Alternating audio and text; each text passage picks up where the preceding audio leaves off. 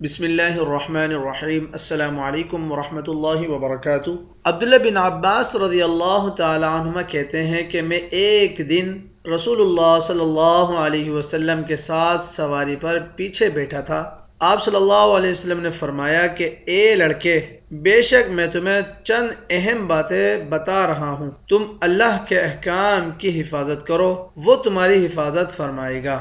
تم اللہ کے حقوق کا خیال رکھو، اسے تم اپنے سامنے پاؤ گے، اور جب تم کوئی چیز مانگو تو صرف اللہ سے مانگو، جب تم مدد چاہو تو صرف اللہ سے مدد چاہو، اور یہ بات جان لو کہ اگر ساری امت بھی جمع ہو کر تمہیں کچھ نفع پہنچانا چاہے تو وہ تمہیں اس سے زیادہ کچھ بھی نفع نہیں پہنچا سکتی جو اللہ نے تمہارے لیے لکھ دیا ہے، اور اگر وہ تمہیں کچھ نقصان پہنچانے کے لیے جمع ہو جائیں تو اس سے زیادہ کچھ نقصان نہیں پہنچا سکتی جو اللہ نے تمہارے لیے لکھ دیا ہے۔ قلم اٹھا لیے گئے اور تقدیر کے صفحے خشک ہو گئے ہیں۔ جامع ترمذی کی یہ حدیث ہے۔ مسند احمد میں بھی یہ آیا ہے، مشکوٰۃ شریف کی بھی حدیث ہے۔ اللہ کے نبی صلی اللہ علیہ وسلم نے ارشاد فرمایا کہ اگر تمہیں کوئی شخص نقصان پہنچانا چاہے تو اللہ کی مرضی کے بغیر وہ نقصان نہیں پہنچا سکتا، اور اگر تمہیں کوئی فائدہ پہنچانا چاہے تو اللہ کی مرضی کے بغیر تمہیں کوئی فائدہ پہنچا ہی نہیں سکتا۔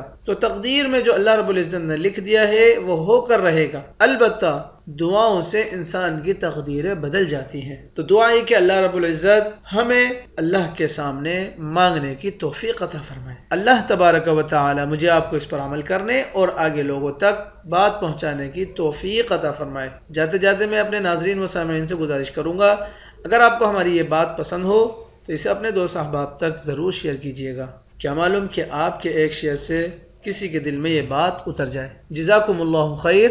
السلام علیکم ورحمۃ اللہ وبرکاتہ۔